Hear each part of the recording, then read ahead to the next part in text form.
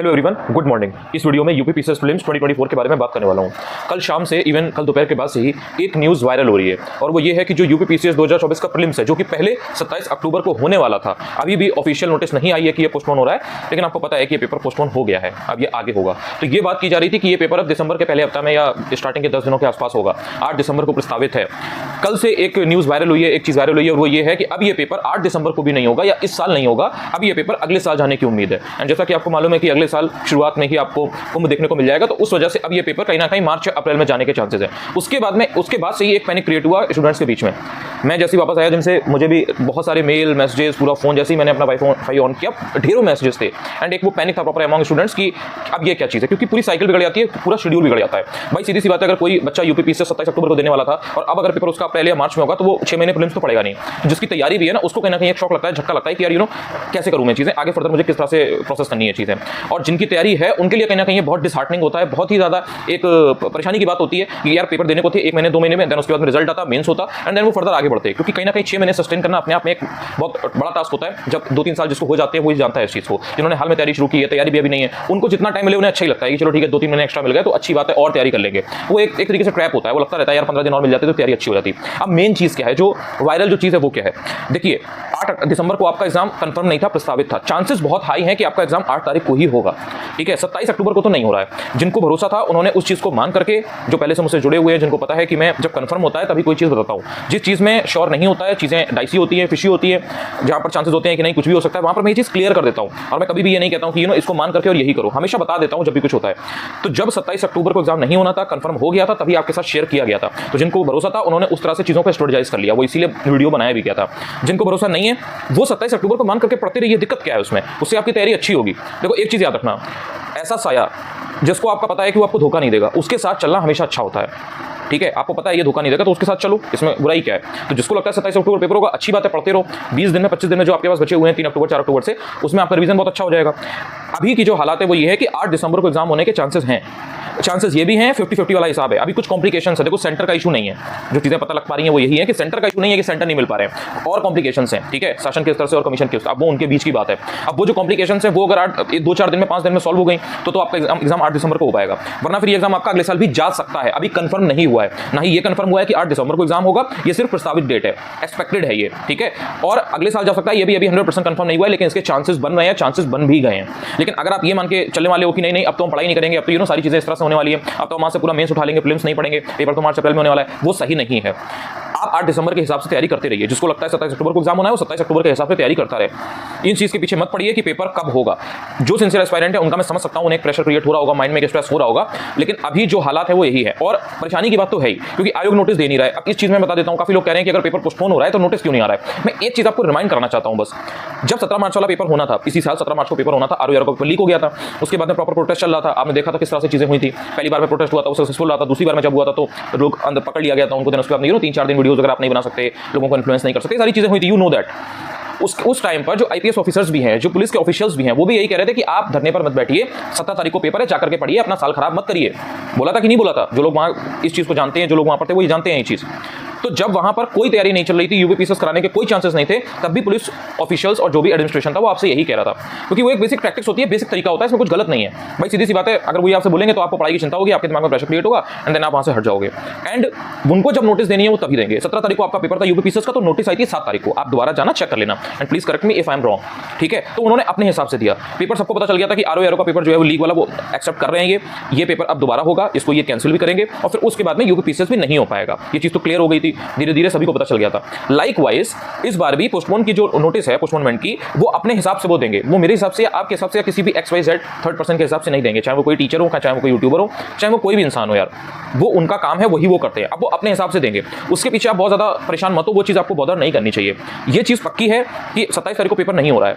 अगर पेपर हो रहा होता, कोई ऐसी चीज़ होती, मैं आपसे तो टू द पॉइंट बोल देता, स्ट्रेट फॉरवर्ड होकर मैं साफ बोल देता कि भाई ये बात है। मैं घुमाने वाला आदमी नहीं हूँ कि मैं इधर उधर घुमा रहा हूँ, ये कर रहा हूँ, वो कर रहा हूँ, नहीं श्योर होगा बोल देंगे कि भाई पढ़ते रहो, ये सब चक्करों में मत पड़ो, साफ बोल दूंगा।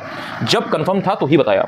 तो अब यही चीज़ है कि नोटिस 10 तारीख के पहले एक्सपेक्टेड है कि आ जाएगी, तो उसमें आपको चीज़ें पता लग जाएंगी। 8 तारीख को पेपर हो रहा है कि नहीं, ये भी आपको 10 तारीख के पहले पता चल जाएगा। तो आज 4 अक्टूबर हो गया है, 6 दिन इस तरह से किसी तरह से जो चीज़ें चल रही हैं, जो एक कॉन्डम चल रही है, पजल चल रही है, उसको थोड़ा झेल लो किसी तरह और पढ़ाई करते रहो। पढ़ाई इस सब चक्करों में मत वो करना। इसलिए मैंने आपको बहुत पहले बताया है, बहुत से लोगों को पता नहीं क्यों बुरा लग जाता है या समथिंग। 2 4 5 लोग अपने पकड़ लो, चाहे वो टेलीग्राम चैनल हो, यूट्यूब चैनल हो या कुछ भी हो, उससे ज़्यादा नहीं कर सकते आप। जैसे दोस्त होते हैं ना, 2 4 5 निभा सकते हो तो उनके साथ दोस्ती अपनी करो। हर जगह किसी के साथ रोज जा नहीं सकते, रोज बैठ नहीं सकते, there are a lot of thing. Likewise तैयारी कर रहे हो तो 2 4 चैनल पकड़ लो, टेलीग्राम के भी, यूट्यूब के भी। अब आपने 50 चैनल का टेलीग्राम की ज्वाइन कर रखे हैं, आपने अगर 100 चैनल यूट्यूब पे सब्सक्राइब कर रखे हैं, आप उन 100 पे जो चीजें आएंगी वो आप देखोगे, आपको डिस्ट्रक्शन होगा। कोई कहेगा 28 को पेपर हो रहा है, कोई कहेगा 27 पेपर हो रहा है, कोई कहेगा नहीं हो रहा है, कोई कहेगा नोटिस 4 तक आ जाएगी, कोई कहेगा नोटिस नहीं आएगी, कोई कह रहा है 27 को ही पेपर हो रहा है और वो कहेगा ये मेरा बैच है 10,000 रुपए का, ये ले लो, ये लोगे तभी तुम्हारा प्रीलिम्स निकलेगा, क्योंकि 27 को पेपर हो रहा है। तो ये 25 दिन के अंदर आप सिलेक्शन ले सकते हो, बस ये 10,000 रुपए का कोर्स ले लो, ठीक है। तो आपको ये समझना पड़ेगा कि मार्केट में 10 तरह की चीजें होंगी, 50 चीजें चलेंगी, 50 चीजें आपके कान में आएंगी, उसको नहीं रोक सकते हो कि आपके दिमाग में कान में ना आए।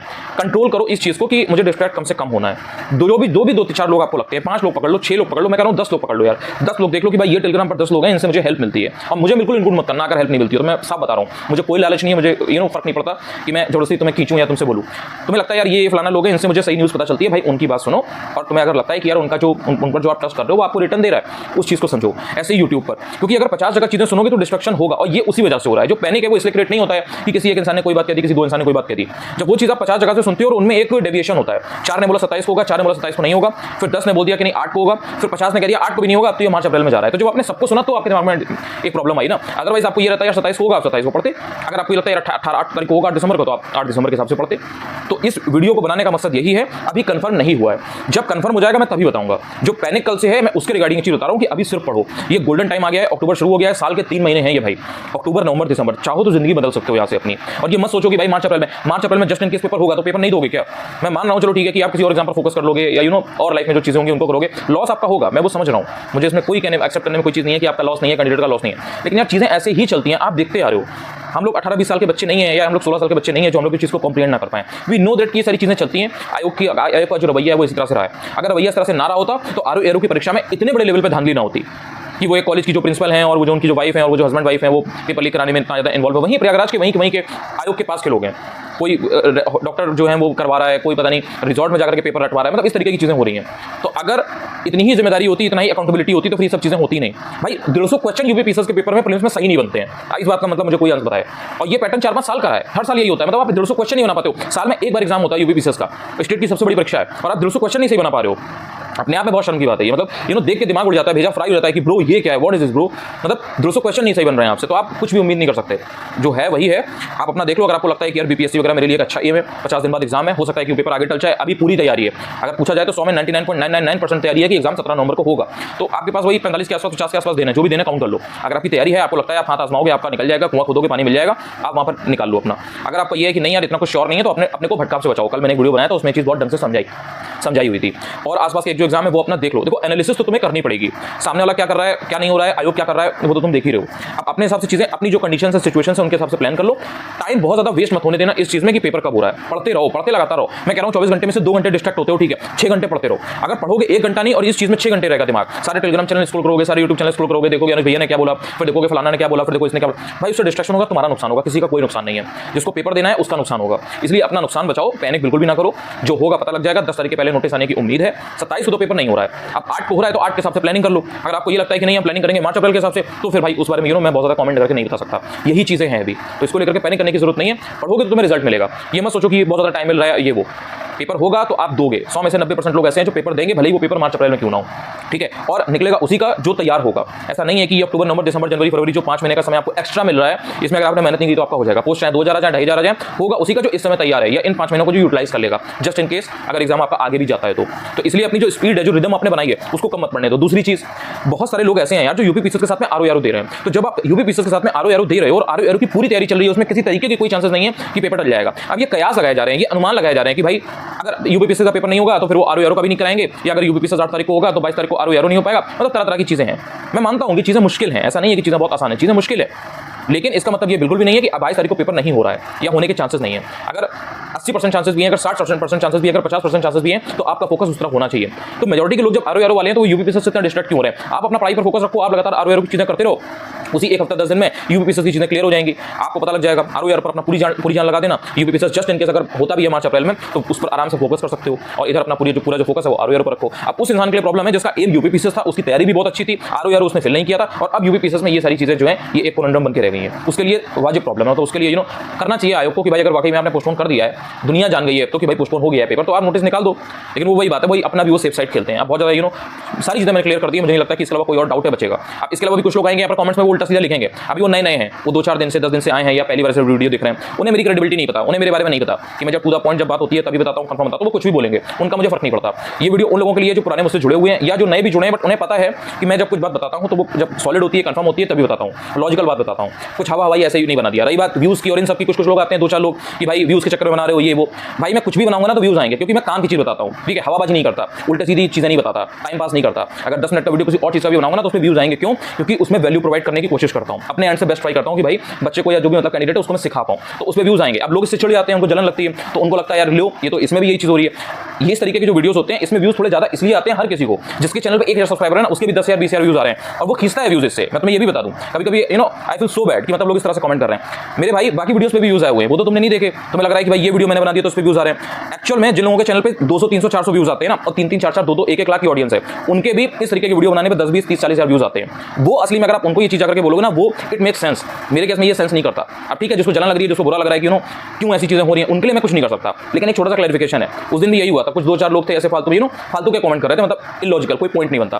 भाई आपको लगता है 27 पेपर को जाकर के पढ़ो, कमेंट क्यों कर रहे हो? 4 यूट्यूब चैनल पर आप जाकर के कमेंट क्यों कर रहे हो? और वो भी सेम वही लोग थे, मतलब मेरा प्लेटफॉर्म है, मुझे पता है, तो मेरे 4 दोस्त भी हैं, मेरे 4 पता है मुझे, नोन में है, मैंने देखा वही 4-6 लोग 8 लोग सारे चैनल पर जाकर के सबको उल्टा सीधा बोल रहे हैं। तो ये कहीं ना कहीं जो प्लेटफॉर्म है आप उसको भी गंदा कर रहे हो, ठीक है। आपको पढ़ना है तो आप पढ़ो, आपको नहीं पढ़ना है तो आप जो चाहो वो करो, लेकिन आपको अगर नहीं है भरोसा कि भाई 27 को पेपर नहीं हो रहा है तो आप 4 10 20 लोगों को जाकर के गाली नहीं दे सकते, ठीक है। आप उनको फालतू में कमेंट नहीं कर सकते, वो भी तब जब वो आपके लिए कोई चीज बता रहे हैं। हाँ, कोई इंसान अगर एब्रप्टली कुछ भी बता रहा है उसकी बात मैं नहीं कर रहा, लेकिन जो लोग आपकी हेल्प के लिए आप ही को बता रहे हैं, आप उन्हीं को उल्टा सीधा बोल रहे हो, it doesn't make any sense. तो ये उन लोगों के लिए जो फालतू में इरिटेट होते हैं और उल्टी सीधी बातें करते हैं। Thank you so much. Video obviously 13-14 minute का हो गया है, लेकिन इस वीडियो को अगर आपने ढंग से सुना होगा और इसमें जो मैंने समझाने की कोशिश की उसको अगर आप समझ गए तो आपको डिस्ट्रैक्शन कम होगा, माइंड में थोड़ी क्लैरिटी आएगी। पढ़ाई सब कुछ है भाई, पढ़ाई सब कुछ है। टाइम इज करेंसी नाउअडेज, इस चीज को समझो। इस टाइम को वैल्यू देगा ना तो ये तुम्हें इज्जत देगा। इसको अगर निकाल दिया ना ऐसे सिर्फ टेलीग्राम स्क्रॉल करने में और यूट्यूब स्क्रॉल करने में और वीडियो स्क्रॉल करने में, मैं बहुत तुम्हें जेन्युइन बात बता रहा हूं। अगर तुम्हें लगता है कि मेरा वीडियो देखने से तुम्हारा टाइम वेस्ट होता है, भाई आज के आज अनसब्सक्राइब मारो, निकल लो। तुम आगे बढ़ोगे ना तो मुझे अच्छा लगेगा। मुझे कोई फर्क नहीं पड़ता इस चीज से कि तुम मेरा ही वीडियो देखो, चिपके रहो और तुम 3 साल तक यहीं बैठे आरओईआर का यूपीपीसीएस का फॉर्म भरते रहो। तो मुझे लगता है इस जगह से मेरा टाइम वेस्ट होता है, तुरंत कटो वहां से। स्मार्टनेस यही है ब्रो, माइंड में क्लैरिटी लाओ अपने, पढ़ा ऐसे ही पाओगे। अगर अपने तार नहीं काटोगे, अपने मुंह नहीं काटोगे 50 जगह से ना, तो फिर तुम नहीं निकल पाओगे। इसीलिए मैं कहता हूं जुडिशियसली अपने जो लोग हैं उनको चुनो, जो टेलीग्राम चैनल तुम देख रहे हो, जो यूट्यूब चैनल तुम देख रहे हो, जो दोस्त चुन रहे हो, जिनके साथ तुम बातें कर रहे हो, जिनके साथ तुम मिल रहे हो, जिनके साथ तुम 2-2 घंटे खड़े होकर चाय पी रहे हो या गपशप कर रहे हो, वीडियो कॉल कर रहे हो, बहुत दिमाग से चूज करो। ये तुम्हारे भले के लिए एक नॉर्मल चीज़ बता रहा हूं मैं। अगर तुम्हें अच्छा लगे तो तुम समझ सकते हो, नहीं तो भाई तुम्हारी जिंदगी है, तुम्हारी लाइफ है, तुम्हारा एग्जाम है, तुम्हें जैसा अच्छा लगे वैसे करो। सही डायरेक्शन में करना, मुझे कोई उससे कोई दिक्कत नहीं है कि तुम मुझे सुनो, मुझे मत सुनो, जिसको भी सुनो, लेकिन डायरेक्शन अपनी तैयारी का सही रखना। अपनी डायरेक्शन जो तैयारी का है ना, उसमें अगर तुम्हारी गड़बड़ी है तो तुम मेहनत कितनी भी कर लो ना, लेकिन वहां पर जब पानी है ही नहीं उस जमीन के नीचे, तुम वहां अपना फावड़ा क्यों चला रहे हो, वहां पर अपना हाथ क्यों मार रहे हो। मेहनत करनी है तो उस जगह पर करो जहां तुम्हें पता है यार यहाँ पर 60 फीट 80 फीट या 100 फीट चलाने के बाद में, करने के बाद में, यहाँ पर डिगिंग करने के बाद में मुझे ये चीज़ मिलेगी। तुम्हें ये चीज़ पता है तो उसको खोद दो। फिर इस तरीके का माइंडसेट तुम्हारा होना चाहिए। जब तक तुम्हारा इस तरीके का माइंडसेट नहीं है, कहीं ना कहीं चीज़ें हैफजर्डली चलती रहेंगी, कुछ भी चलता रहेगा भाई। और कुछ भी करने से नहीं होता है, क्योंकि जैसे तुम सोच रहे हो ना वैसे यार 5 लाख लोग सोच रहे हैं। आरओईआर में 10 लाख के ऊपर फॉर्म पड़े हुए हैं, तो जैसे आप हल्का हल्का सोच रहे हो ना वैसे 10 लाख लोग सोच रहे हैं कि हम भी ये करेंगे और ये हो जाएगा। तुम्हें एक्स्ट्रा ऑर्डिनरी करना पड़ेगा, तुम्हें ज़्यादा मेहनत करनी पड़ेगी, तुम्हें स्मार्ट तरीके से करनी पड़ेगी, तुम्हें उन्हीं रिसोर्सेज से कैसे स्मार्टली चीज़ों को निकालना है वो तुम्हें सीखना पड़ेगा। ये बहुत प्रैक्टिकल चीज़ें हैं। बहुत से लोगों को लग रहा है ज्ञान दे रहे हैं, भाई एक्सपीरियंस है, झेला है, उस चीज़ से सर्वाइव किया है, उस चीज़ से निकले, इसलिए तुम्हें बता रहे हैं। अच्छा लगे ले लो, नहीं तो भाई जब 2-3 साल जिंदगी के 4 साल निकल जाएंगे तब वो चीज़ रियलाइज होगी कि काश कोई होता बताने वाला। तो इसलिए उस चीज़ को अपने हिसाब से देख लो। मैं कभी नहीं कहता हूँ कोई भी चीज़ कॉपी पेस्ट मारो, एकदम देख लो कि भाई ये इन्हें किया था यही हम कर ले। नहीं भाई, सबकी स्ट्रेटजी अलग होती है, सबका पोटेंशियल अलग होता है। किसी ने कोई चीज़ किसी तरह से की हो सकता है, तुम उससे सीख लो और उससे सीख लेने के बाद में तुम अपनी बेहतर तरह से करो। सोचो कि नहीं यार मेरी स्ट्रेंथ ये है, मेरी वीकनेस ये है, मेरे पॉलिटी में क्वेश्चन सही हो जाते हैं, मेरी हिस्ट्री भी है तो मैं हिस्ट्री पढ़ लेती हूँ यार, मेरा पॉलिटी थोड़ा सा गड़बड़ चल रहा है तो मैं पॉलिटी पढ़ लेता हूँ। हो सकता है किसी की इन 2 सेक्शन स्ट्रॉन्ग हो, उसकी स्ट्रेटजी को कॉपी करोगे तो आप वो चीज़ ध्यान ही नहीं दोगे, क्योंकि उसका तो तैयार है, आप सोचोगे यार इसमें तो ऐसा आता है मैं भी कर लूँगा। चलो ठीक है, थैंक यू सो मच।